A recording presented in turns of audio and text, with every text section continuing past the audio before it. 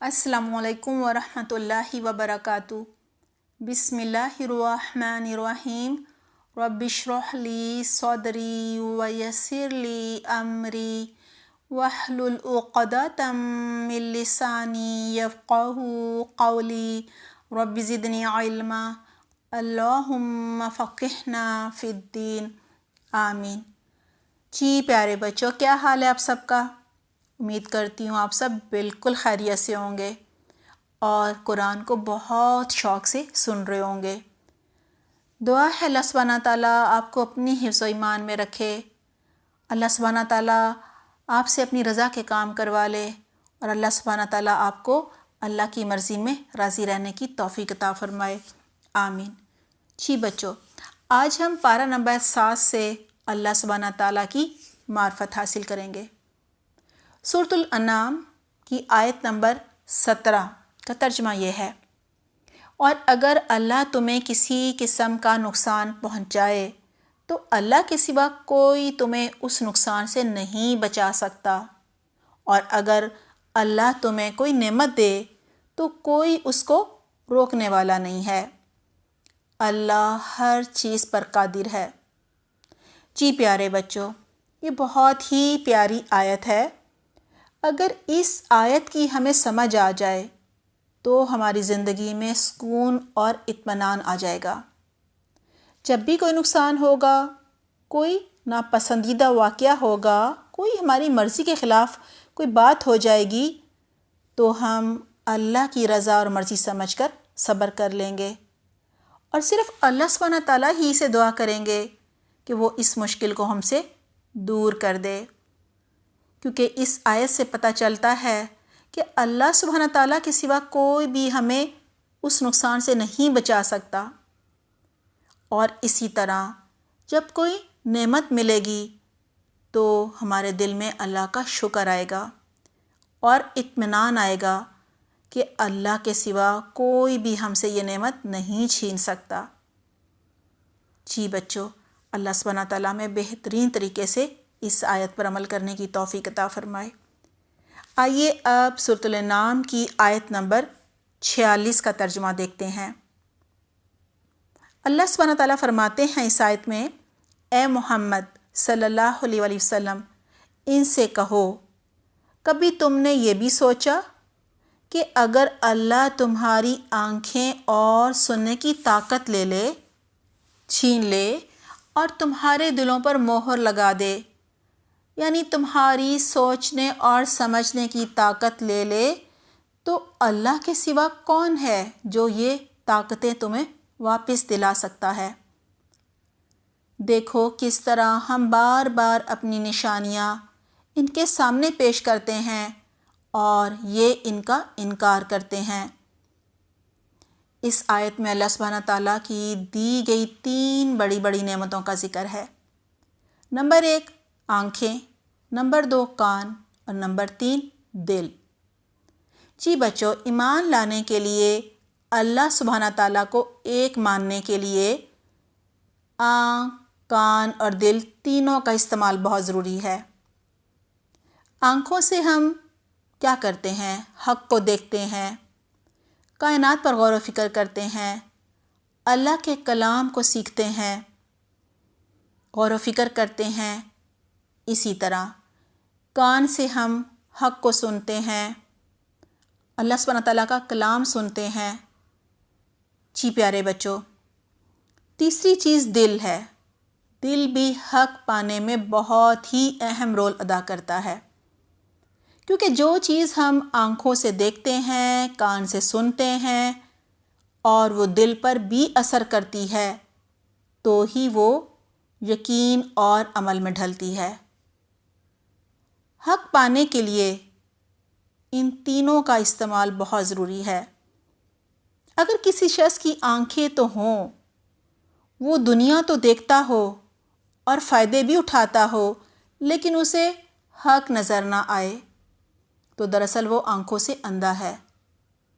اسی طرح کسی کے کان ہوں، وہ سب سنتا ہو لیکن حق سننا پسند نہ کرتا ہو، اگر وہ سنے بھی تو اثر نہ کرتا ہو، تو وہ دراصل بہرا ہے۔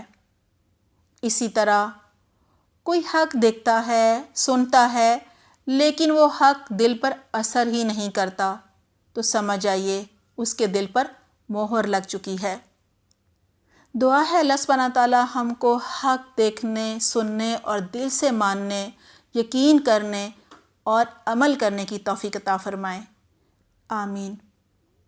جی پیارے بچوں، ان 3 بڑی بڑی نعمتوں کا شکر اس طرح ادا ہو سکتا ہے کہ ہم ان کو حق دیکھنے، سننے، سمجھنے، عمل کرنے اور دوسروں کو حق کی طرح بلانے کے لیے استعمال کریں۔ اپنی آنکھوں کو ہر طرح کے حرام دیکھنے سے بچائیں، کانوں کو حرام سننے سے بچائیں، موسیقی اور گانے بجانے کو سننے کی بجائے ان کانوں کو خوبصورت تلاوت سننے کی عادت ڈالیں، اور دل میں اداکاروں، گلوکاروں اور کھلاڑیوں کی محبت بسانے کے بجائے اللہ اور رسول کی محبت ڈالیں۔ حضرت محمد صلی اللہ علیہ وسلم کو اپنا رول ماڈل بنائیں، ان کی بتائی ہوئی سنتوں پر عمل کریں، ان کی سیرت اپنائیں، ان کے طریقوں کو اپنائیں۔ اللہ تعالیٰ ہمیں اس کی بہترین توفیق عطا فرمائے، آمین۔ جی بچوں، سورۃ الانعام کی آیت نمبر 50 کے آخر میں اللہ سبحانہ تعالیٰ فرماتے ہیں، پھر ان ایمان نہ لانے والوں سے پوچھو، کیا آنکھوں سے اندھا اور دیکھنے والا دونوں برابر ہو سکتے ہیں؟ جی، یہاں پر اللہ سبحانہ تعالیٰ بتا رہے ہیں کہ دنیا میں حق کو دیکھنے والا اور نہ دیکھنے والا عمل میں برابر نہیں ہوتا۔ حق دیکھنے والا آخرت کی تیاری کرتا ہے، جبکہ حق سے اندھا بننے والا صرف دنیا کے پیچھے بھاگتا ہے، دنیا اکٹھی کرتا ہے اور اسی میں کھویا رہتا ہے۔ جب دنیا میں حق دیکھنے والے اور اندھے کا عمل مختلف ہوتا ہے، تو یہ کیسے ہو سکتا ہے کہ قیامت کے دن ان دونوں کا انجام ایک جیسا ہو اور یہ دونوں جنت کے برابر کے حصے دار ہوں؟ جی پیارے بچوں، ایسا نہیں ہو سکتا، کیونکہ ہر ایک کو قیامت کے دن وہی ملے گا جو اس نے دنیا میں بویا ہوگا۔ اگر ایمان کا بیج بویا ہوگا، قرآن اور حدیث کے علم کا نور اسے دیا ہوگا، تو ہی قیامت کے دن جنت کے پھل ملیں گے۔ آئیے بچوں، اب سورۃ الانعام کی آیت نمبر 59 کا ترجمہ دیکھتے ہیں۔ ترجمہ یہ ہے، اور اللہ کے پاس غیب کی کنجیاں ہیں جنہیں اللہ کے سوا کوئی نہیں جانتا۔ سمندر اور خشکی میں جو کچھ ہے سب کو اللہ جانتا ہے۔ درخت سے گرنے والا کوئی پتا ایسا نہیں جس کا علم اللہ کو نہ ہو۔ زمین کے تاریک پردوں میں کوئی دانہ ایسا نہیں جس کی اللہ کو خبر نہ ہو۔ خشک و تر سب کچھ ایک کھلی کتاب میں لکھا ہوا ہے۔ جی بچوں، اس آیت پہ اللہ سبحانہ تعالیٰ کی کبریائی اور بڑائی کا پتہ چلتا ہے۔ صرف اللہ سبحانہ تعالیٰ ہی وہ ذات ہے جسے غیب کا علم ہے۔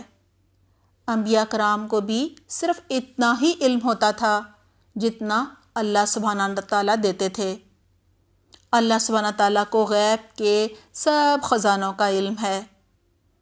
سمندر کی گہرائی میں آبدوز ایک لمٹ تک ہی جا سکتی ہے، سمندر کی تہہ میں نہیں جا پاتی۔ انسان بھی 300 میٹر سے زیادہ گہرائی میں نہیں جا سکتا، لیکن اللہ سبحانہ تعالیٰ کو سمندر اور خشکی کی ہر چیز کا پورا علم ہے۔ وہ سمندر اور خشکی پر موجود ہر جاندار کو رزق دے رہا ہے، ان کی ہر حرکت پر نظر رکھے ہوئے ہے۔ کہیں بھی کسی درخت کا کوئی پتا گرتا ہے تو اللہ سبحانہ تعالیٰ کو اس کا پہلے سے علم ہوتا ہے۔ پتھر کے اندر موجود کیڑے کو اللہ رزق پہنچاتا ہے۔ پہاڑ کی کھو میں اگر رائی کا دانہ بھی رکھ دیا جائے تو اللہ سبحانہ تعالیٰ کو اس کا علم ہوتا ہے۔ وہ غیب کی ہر بات کو جانتا ہے اور بچوں غیب کی سب باتیں جو ہیں وہ لوح محفوظ میں لکھی ہوئی ہیں۔ لوح محفوظ 7ویں آسمان پر ایک کتاب ہے جس میں ہر چیز کے بارے میں سب کچھ پہلے سے لکھا ہوا ہے۔ قرآن بھی لوح محفوظ سے رمضان میں لیلۃ القدر میں پہلے آسمان پر لایا گیا تھا، پھر 23 سال آہستہ آہستہ حالات کے مطابق جبرائیل علیہ السلام کے ذریعے ہمارے پیارے نبی محمد صلی اللہ علیہ وسلم کے دل پر نازل ہوا۔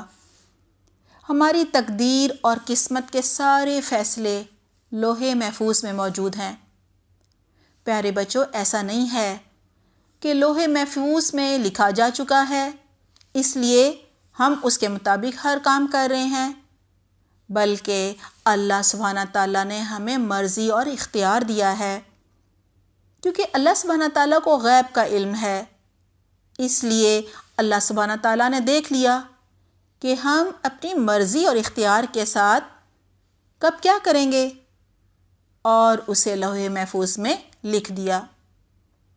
دعا ہے اللہ سبحانہ تعالیٰ ہم سے اپنی رضا کے کام کروا لے جن سے وہ راضی ہو جائے، ہماری کمی کوتاہیاں دور کر دے، ہمیں قرآن و سنت کے مطابق عمل کرنے کی توفیق عطا فرمائے، ہمارا انجام اچھا ہو، ہم قیامت کے دن آگ سے بچ جائیں اور جنت میں داخل ہو جائیں، آمین۔